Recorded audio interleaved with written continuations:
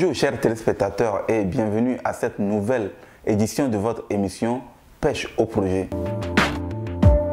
Toujours dans notre logique de promouvoir l'investissement, nous recevons sur ce plateau aujourd'hui, plus qu'un promoteur de projet, un financier, un agent de banque.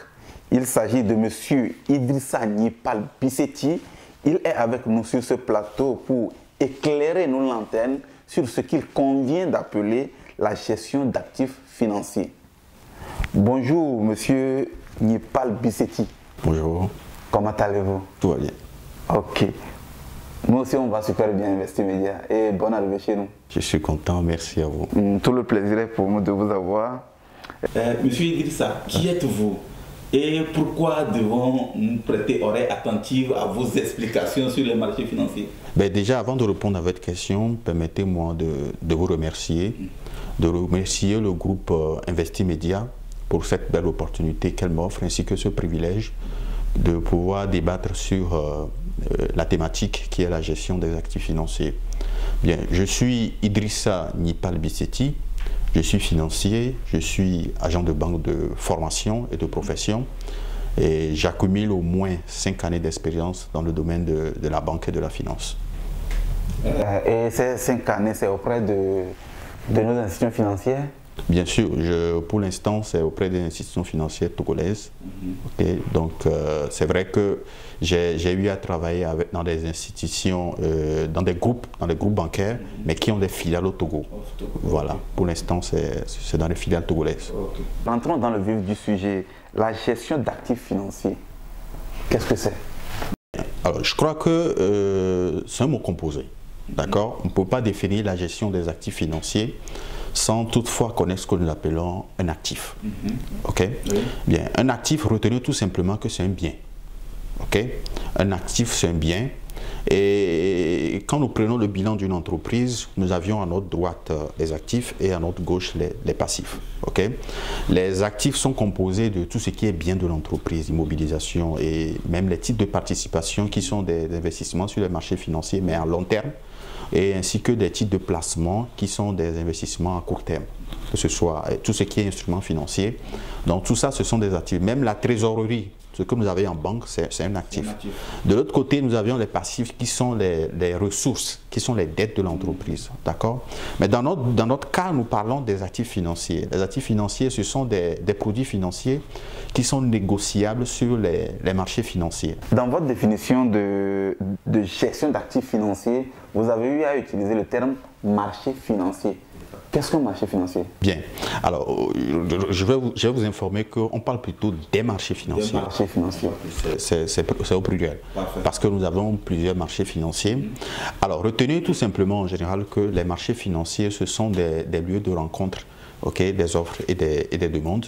Okay, vous avez la possibilité d'acheter, de vendre des actifs financiers, okay, qui sont des instruments financiers comme les actions, les obligations. Sûrement que au cours de l'entretien, nous parlerons des produits financiers afin que beaucoup de gens puissent comprendre. Déjà, les marchés financiers, nous en avons deux principalement. Nous avons deux branches.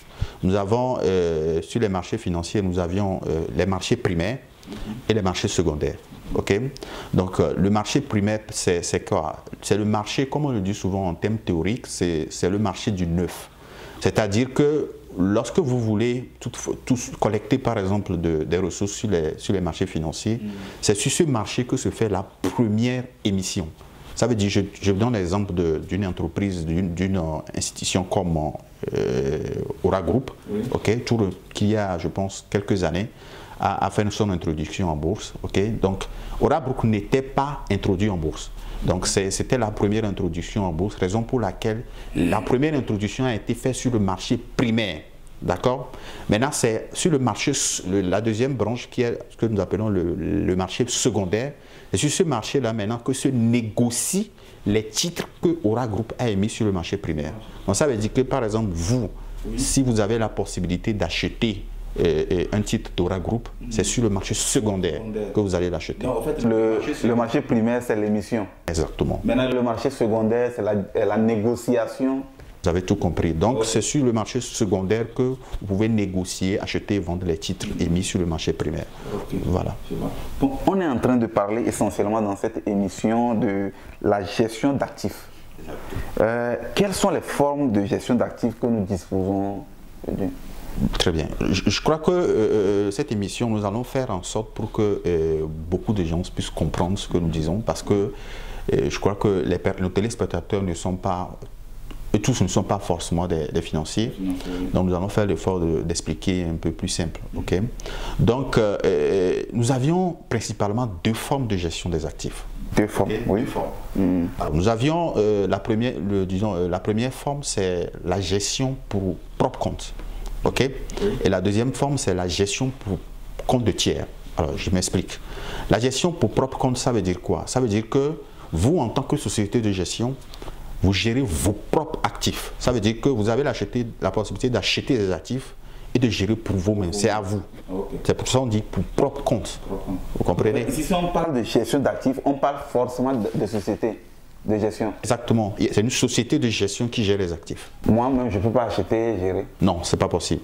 Okay. D'accord? Pour l'instant, parce que pour l'instant, si je prends le cas comment on appelle de notre marché de l'UMOA, je parle de la BRVM, pour l'instant, nous avions ce que nous appelons de l'intermédiation et de la désintermédiation. Alors, pour l'instant, au niveau de la BRVM, vous ne pouvez pas directement aller sur les marchés acheter des actifs financiers. Personnellement? Non. Vous devez passer par une société de gestion que nous appelons la société de gestion et d'intermédiation, les SGI. Okay. D'accord? Donc, ce sont ces sociétés-là qui sont des sociétés de gestion d'actifs. Qui ont habilité. Exactement, à aller directement. Vous allez vers ces sociétés-là, vous discutez avec elles, elles vous offrent ce qu'il faut, et puis ce sont elles maintenant qui jouent le rôle d'intermédiaire entre le marché et vous. Voilà, ce sont elles qui ont l'habilité de pouvoir acheter, aller directement sur les marchés financiers. Nous étions en train de parler des formes, où vous avez parlé de gestion pour propre compte et la gestion pour compte de tiers. Compte de tiers. Alors, il y a un mot intéressant ici, ce que nous appelons tiers. Tiers, c'est quoi? C'est vous, c'est moi, c'est vous, c'est le caméraman, c'est le DG d'Investi Média, c'est tout le monde, c'est le personnel d'Investi Média. Bien, on dit gestion pour compte de tiers. Donc, la société gère les actifs d'autres personnes. Ce sont les tierces personnes-là que nous appelons les tiers. Donc, c'est ce que nous appelons la gestion pour compte de tiers. Ok. Je veux que vous puissiez nous faire comprendre. Parce que vous aviez dit que je ne peux pas personnellement aller acheter des... Sur notre marché de l'UMOA, il faut le préciser. C'est sur notre marché de l'UMOA. Pour l'instant, ailleurs, ça peut être possible. C'est possible. Sur les autres marchés, ce que nous appelons la désintermédiation. Disons, là, on parle souvent des agents à capacité de financement. Si vous êtes un agent à capacité de financement, c'est-à-dire vous avez de l'argent, vous voulez investir dans un titre, vous pouvez aller directement sur les marchés, okay, afin de pouvoir faire votre opération. Mais pour l'instant, sur le marché régional, que nous appelons le marché de l'UMOA, pour l'instant, c'est de l'intermédiation. De l'intermédiation. Qui peut gérer les actifs financiers? Ce sont les personnes qui ont l'agrément. Cette question, elle est vraiment importante. Il faut que beaucoup comprennent. Okay? Ne gère pas les actifs financiers qui veut. Ce sont des personnes qui ont l'agrément. Parce que nous avions traversé, c'est sûrement que nous revenons sur cet événement-là, voilà. Nous avons traversé une situation au Togo, dans la sous-région, où les personnes se sont levées et ont recueilli des fonds du public et qui malheureusement, ces personnes-là n'ont pas, ces publics-là n'ont pas reçu de retour sur investissement. Donc, et même le capital est perdu. Exactement. Donc, il faut que beaucoup comprennent qu'en fait, ce sont des personnes agréées qui peuvent gérer des actifs. Ce sont des sociétés agréées. D'accord? Donc, qui donne l'agrément? C'est l'autorité des marchés financiers de l'UMOA. Si je prends le cas de l'UMOA de notre région, l'autorité, c'est ce que nous appelons le CREPMEF. Le Conseil régional de l'épargne publique des marchés financiers. Donc c'est ce conseil-là qui donne l'agrément, okay, pour être un acteur agréé sur les marchés financiers. C'est important de le préciser. Voilà. Ok. Et ces acteurs-là, vous pouvez un peu nous décrire les acteurs des marchés financiers? Voilà. Donc, Les acteurs des marchés financiers, nous avions déjà les sociétés de gestion d'actifs qui sont, nous avons les sociétés de gestion et d'intermédiation que nous appelons les SGI, d'accord? Et au Togo, nous avions une SGI nationale que vous connaissez tous, la SGI Togo, qui est au niveau de GTA, d'accord? Et nous avions aussi au Togo d'autres SGI qui ne sont pas des SGI nationales, okay, mais plutôt des SGI d'autres pays, mais qui ont des filiales au Togo. Okay? Si vous permettez, je peux donner le nom de Africa Bourse. Africa Bourse qui a sa filiale au Togo. Nous avions aussi Coris Bourse, qui est la filiale société de gestion d'intermédiation du groupe Coris Bank. Okay? Donc voici les SGI donc, que nous disposons au Togo. Voilà. Mais quand même dans d'autres pays aussi, nous avions d'autres SGI. Voilà. Donc, à part la SGI, nous avions aussi les sociétés, ce que nous appelons les sociétés de gestion de fonds collectifs, que nous appelons les OPCVM, les organismes de placement collectifs en valeur mobilière. Okay? Nous avions deux formes. Nous avions les FCP, les fonds communs de placement, et les SICAV, que nous appelons les sociétés d'investissement à capital variable. Okay? Donc, au Togo, nous avions une SICAV que nous appelons Wafi Capital, je crois, qui est un des partenaires du groupe Investimedia. Et nous avions aussi des FCP, des fonds communs de placement qui sont là. Voilà. Donc, à part les deux, nous avions... Communs de placement, un exemple par Nous avions, au niveau des fonds communs de placement, nous avons OAM, qui est Opti Asset Management, qui est un fonds commun de placement de la SGI Togo, de la SGI nationale, qui est SGI Togo. Voilà, donc voici un peu les... Nous avions aussi, j'oubliais, nous avions aussi parmi les acteurs agréés, nous avions aussi les sociétés de gestion de patrimoine, okay, qui sont des acteurs agréés. Nous avions aussi les démarcheurs, okay, qui sont des acteurs agréés. Nous avions les apporteurs d'affaires. Les apporteurs d'affaires peuvent être des personnes physiques comme des personnes morales. Ça veut dire que une entreprise peut être un apporteur d'affaires, une personne physique ou peut être un apporteur d'affaires. Ce n'est pas moi qui le dis, mais c'est plutôt l'autorité des marchés. Si vous allez sur le site de l'autorité des marchés, vous verrez que vous aurez toutes ces informations-là. Nous avions aussi les sociétés de conseil en investissement. Voilà, donc voici un peu ce que nous appelons les acteurs. Vu que nous connaissons les acteurs qui, je vais dire, qui régissent le marché financier, comment savoir que tel acteur a un agrément ou pas? Bien. Très belle question d'ailleurs, qui rentre toujours dans le cadre de l'éducation financière et pour pouvoir et permettre à ce que ces situations que je viens d'évoquer tout à l'heure, que vous aussi vous connaissez, ne puissent plus arriver. Comment reconnaître? C'est quand vous allez sur le site du Conseil régional de l'épargne publique, c'est ce conseil-là qui donne l'agrément pour être un acteur. Donc quand vous allez sur son site, il y a une partie réservée aux intervenants agréés. Quand vous allez sur cette partie, vous saisissez le pays et il vous sort carrément les acteurs agréés dans chaque pays de l'Union. Si vous voulez, même dans la sous-région, vous avez accès à tous ces acteurs-là. Ok, c'est intéressant. Merci beaucoup. On a une idée claire des acteurs qui régissent le marché financier et ce qu'on peut appeler la gestion d'actifs financiers. C'est ça, actifs financiers, voilà. Comment se passe de façon concrète la gestion d'actifs financiers? Bien, nous allons faire l'effort encore de faire comprendre beaucoup de choses. Okay? Alors, il faut rappeler que moi, je ne travaille pas dans une société de gestion d'intermédiation, je ne suis pas un acteur agréé, mais quand même, retenez ceci. Première des choses déjà, si vous voulez investir déjà sur un marché financier, la première des choses, c'est de contacter une société de gestion d'intermédiation. Ok? Alors, dès que vous contactez la société de gestion d'intermédiation, donc vous faites partie du portefeuille de la société de gestion d'intermédiation. Donc cette société-là, qu'est-ce qu'elle fait? Donc, elle discute avec vous et vous choisissez maintenant quoi? Le mode de gestion pour compte de tiers. Je vais revenir sur ça parce que j'ai dit que nous avons deux types de gestion. La gestion pour compte de tiers et la gestion pour propre compte. Dans la gestion pour compte de tiers, nous avons encore plusieurs modes.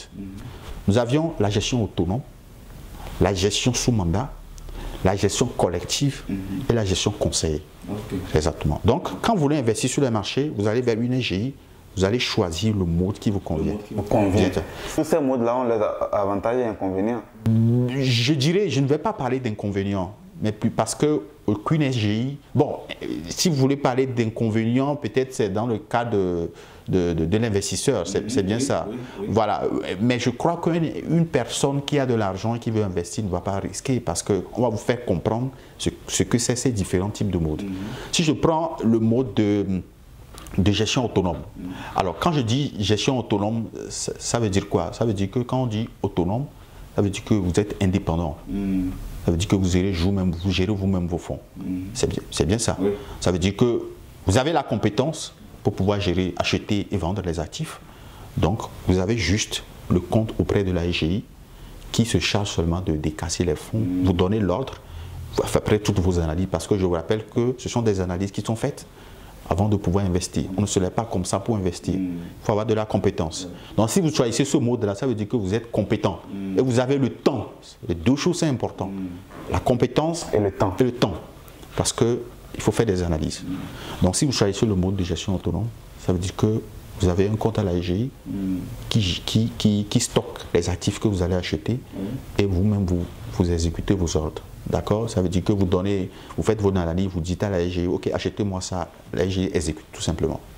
L'autre mode, c'est quoi? C'est le mode de gestion sous mandat. Ok? Sous mandat, ça veut dire quoi? Ça veut dire que peut-être que vous n'avez pas la compétence ni le temps, ou vous avez l'un ou l'autre. Donc, vous confiez maintenant la gestion à qui? À la société de gestion et d'intermédiation qui gère tout pour vous. D'accord? Et vous avez accès à votre compte, à votre portefeuille peut-être à chaque fois si vous voulez. Aujourd'hui, il y a certaines SGI qui vous offrent l'opportunité de pouvoir accéder à vos comptes même avec votre téléphone, votre smartphone ou bien en ligne en fait. Voilà. Et nous avions la gestion collective qui est faite par les organismes de placement collectif en valeur mobilière que je viens de citer tout à l'heure, les SICAV et les FCP. Et nous avions, comme je l'ai dit, la version aussi conseillée. Gestion conseillée, ça veut dire quoi? Vous avez la compétence, ok? Vous avez aussi le temps, vous voulez gérer vous-même vos fonds. Donc, qu'est-ce que vous faites? Vous demandez juste des conseils auprès de la société de gestion d'intermédiation. Une sorte d'appui. Exactement. Elle vous conseille juste. Voilà. Donc, ce sont les formes-là qui sont vraiment importantes, que la SGI va vous proposer et à vous de choisir maintenant. Donc, quand elle vous propose et que vous choisissez, maintenant, si c'est la gestion sous mandat, ça veut dire que vous n'avez pas peut-être la compétence, vous n'avez pas le temps pour pouvoir faire. Dans la SGI, qu'est-ce qu'elle fait? Elle cible donc les actifs qui sont vraiment intéressants et elle achète, d'accord, mais vous êtes au courant de tous les achats, tout ce qui se fera sur votre compte. Voilà, donc voilà. Ok. Dans la même lignée de faire comprendre peut-être ce qu'est les marchés financiers, les acteurs, la gestion d'actifs, pour que le public ne soit plus, je vais dire, ignorant de ce secteur-là, parce que c'est l'ignorance qui tue et c'est l'ignorance qui a tué beaucoup de personnes actuellement. On va en parler. Que pensez-vous de cette situation où des gens ont collecté des fonds du public, ils ne sont plus en mesure de donner le retour sur investissement ni le capital? Bien. Que pensez-vous de la situation? Bien. Et retenez que tout simplement qu'il y a un problème. Le problème, c'est quoi? Ça, c'est moi, c'est mon avis. C'est le déficit d'information. Comprenez? Alors, cette situation, malheureusement, nous sommes conscients que ça a créé des préjudices. Et je crois que tout récemment, j'ai suivi un média où je crois que ça continue de créer même des préjudices. Voilà. Donc, il y a un déficit d'information. Il arrive quelquefois que nous avons des informations, mais ces informations ne sont pas bonnes. Okay? Une chose est d'avoir l'information, l'autre chose est aussi que cette information soit bonne. Raison pour laquelle, et je crois que il est important que nous puissions donner de la bonne information aux gens. Malheureusement, cette situation, elle est déjà arrivée, on ne peut plus aller en arrière, d'accord? Et ce qu'on fera maintenant dans le futur, c'est de passer la bonne information aux gens. Raison pour laquelle, et je pense que vous allez en parler, il y a un événement en cours, et pour que beaucoup puissent comprendre des choses. Nous ne sommes pas, ou je ne suis pas maître de la connaissance, mais quand même le peu d'expérience que j'ai dans le domaine, et que l'envie que j'ai de partager cette connaissance avec mes frères sera, je crois, une belle opportunité. Parce que mon intention, tenez, n'est pas de dire aux gens, tenez pas aller vers ces personnes-là. Je ne suis pas là pour ça. Ce qui est important pour moi, c'est au moins qu'on puisse passer la bonne information. Maintenant, la personne qui pense que cette information ne lui est pas utile, je pense que quand elle ira de l'autre côté, elle va cogner le mur et je crois qu'elle n'aura que ses yeux pour pleurer. Donc ce que vous faites, c'est mettre à la disposition du public des informations et en connaissance de cause, ils auront à agir maintenant de façon responsable. Exactement, vous avez compris. Ok. Vous l'avez effleuré, vous avez un projet en vue, celui d'une conférence pour, je vais dire, éclairer encore plus le public sur ces thématiques qui sont d'actualité et qui sont très intéressantes à appréhender. Quelle est la raison de cette conférence exactement? Ben, je crois que je l'ai évoqué tout à l'heure, c'est le déficit d'information et la situation que nous traversons. Donc, bon, c'est une idée que j'avais depuis, mais bon, je traînais beaucoup à le mettre en place. Mais cette situation m'a poussé à pouvoir me lancer automatiquement. Donc, c'est le déficit d'information, comme je viens de le dire, c'est ça la problématique, c'est le problème. Et donc, il faut juste apporter la bonne information, c'est tout. Dans la bonne information, vous pensez la porter à travers votre conférence? Bien sûr, donc à travers ma conférence que j'organise, donc qui va se dérouler très bientôt. Et c'est pour quand déjà? Merci bien. Alors, c'est pour le 13 novembre 2021. Où? Déjà à l'hôtel Petit Bruxelles situé à Baguida. Ok, et au niveau de la plage, c'est pas aujourd'hui l'hôtel Petit Bruxelles est connu par beaucoup de gens. Donc ça va se dérouler à 14 h précises, le 13 novembre, c'est un samedi, et à partir de 14 h l'hôtel Petit Bruxelles est situé à Baguida. Voilà. Pourquoi les téléspectateurs ou bien quiconque doivent venir sur cette conférence? Pourquoi? Bien, pour deux raisons. Oui. Deux raisons principales. Première raison, je l'ai évoqué d'ailleurs tout à l'heure, c'est pour déjà, si vous permettez le thème, casser ce déficit d'information, ok, donner la bonne information. Et la deuxième raison, je peux dire que c'est pour que les gens comprennent que, est-ce que vous saviez qu'en tant que chef d'entreprise, vous avez la possibilité de collecter des ressources sur les marchés des capitaux? Est-ce que vous saviez aussi que lorsque vous investissez sur les marchés des capitaux, c'est-à-dire que lorsque vous injectez des fonds sur les marchés des capitaux, c'est le meilleur héritage que vous apportez à votre progéniture? Est-ce que vous le saviez? Vous voulez savoir? Oui. Rendez-vous le 13 novembre 2021 à partir de 14 h.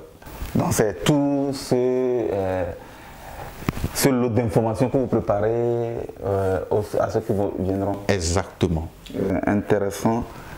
Et bon, quelle est la cible au fait? Quelle est la cible? C'est tout le monde. Tout le monde. C'est tout le monde, c'est vous, c'est moi. Ce sont des entrepreneurs, ok, des salariés, et c'est tout le monde.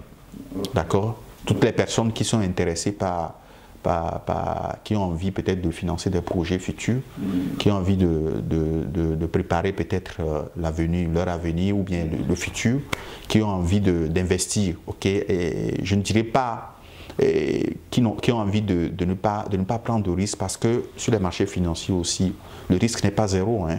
C'est un risque calculé. C'est un risque calculé, je dirais oui, mais si une société de gestion d'intermédiation vous dit que venez investir 6 mois à zéro risque, franchement fuyez, parce que sur les marchés financiers, c'est risqué. Surtout avec il y a des actifs financiers qui sont vraiment très risqués, mais qui sont rentables. Je prends par exemple une action. Aujourd'hui, si je prends le groupe Investimédia qui au début, quand elle voulait démarrer ses activités, il y a eu des apports. Il y a peut-être que certaines personnes sont venues avec des apports en nature, comme peut-être l'immeuble, les caméras, et la table, et d'autres personnes sont venues avec des apports en numéraire, comme de l'argent, Donc, à partir du moment où Investimédia peut toutefois décider de dire que, ok, moi, j'ai besoin d'argent, mais je veux de l'argent, je vais collecter de l'argent sur les marchés financiers. Donc, quand elle fait son introduction en bourse, d'accord, la première des choses, c'est ça. Avant de collecter, il faut faire l'introduction en bourse, d'accord? Et donc, dès qu'elle fait son introduction en bourse, maintenant, on va lever des fonds. Donc, ça veut dire qu'elle a ouvert son capital à d'autres personnes. Si le capital était composé seulement de 4 personnes, le capital va augmenter. Il y aura plus de 4 personnes. Voilà, ça, c'est ce que nous appelons. Donc, toutes les personnes qui auront investi là, on les appellera des actionnaires. Donc, ils détiendront une part du capital d'Investimedia. Ouais. Voilà, donc c'est risqué parce que ces personnes auront ce que nous appelons les intérêts que nous appelons dans les actions, on les appelle les dividendes. D'accord? Les dividendes sont perçus par ces différents actionnaires-là. Ouais. Donc, avant que d'obtenir une dividende, il faudrait que l'entreprise fonctionne bien. Vous comprenez? Et fasse des bénéfices. Bien sûr, si l'entreprise ne fonctionne pas très bien et que vous n'aurez pas de dividendes, ça c'est sûr. Et attention, il y a une précision à apporter, c'est pas parce que l'entreprise fait des chiffres, ça veut dire que l'entreprise a un bon résultat une année, ça veut dire que vous aurez des dividendes cette année-là. Non. Ah bon? Exactement. Ce sont des analyses que on ne va pas, peut-être que ce n'est pas le thème de notre débat, mais je crois qu'il faut que beaucoup comprennent ce genre de choses. Parce que vous aurez à discuter de ça lors de votre conférence. Bien sûr, il faut faire comprendre aux gens que ce n'est pas parce que vous regardez le compte des résultats d'une entreprise X qui a un résultat net positif, ça veut dire que cette entreprise va vous verser des dividendes. Non. Elle peut vous verser des dividendes, mais il y a beaucoup de choses qui rentrent en jeu. Vous comprenez? Voilà, donc c'est un peu ça. C'est intéressant, merci beaucoup. Comment participer à votre événement? Comment participer? Très bien. C'est tellement simple. OK? Oui. Nous avions prévu 2 modes d'inscription. 2 modes. Vous avez la possibilité de vous rendre automatiquement, d'accord, à l'hôtel Petit Bruxelles, situé à Baguida, non loin du monument. Dès que vous arrivez au niveau du monument, vous vous renseignez. Aujourd'hui, tout le monde connaît, c'est au niveau de la plage de Baguida. Vous allez automatiquement là-bas et vous dites que vous voulez vous inscrire pour la conférence portant sur l'éducation financière. Vous remplissez ce qu'il faut pour l'inscription, vous faites les paiements des frais de participation et puis voilà, vous attendez le jour. Maintenant, vous avez la possibilité aussi de vous inscrire en ligne, d'accord? Vous pouvez vous inscrire en ligne depuis chez vous. Il y a un lien sûrement en bas de la vidéo qui va décrire un peu dès que vous cliquez sur le lien, ça vous donne accès au formulaire d'inscription et puis vous faites les paiements par T-Money, par les canaux qui seront... tout est sur la fiche d'inscription. Okay. Merci beaucoup, Monsieur Bissetti. Je rappelle que la conférence est ce 13 novembre à 14h. 14h à l'hôtel Petit Bruxelles, à Baguida, non loin du monument de Baguida, au niveau de la plage. Ok. Merci beaucoup, Monsieur Bissetti, d'avoir partagé ce plateau avec nous. Merci à vous. Et nous vous souhaitons plein de succès pour votre événement du 13 novembre. Ok. Merci à vous. Merci. Nous voici donc à la fin de cette émission. Vous êtes donc cordialement invités à cette conférence spéciale qui est censée vous faire connaître les tenants et aboutissants des marchés financiers au Togo. Merci à vous de nous avoir suivis. Nous vous donnons rendez-vous la semaine prochaine pour un tout nouveau numéro. Bye bye.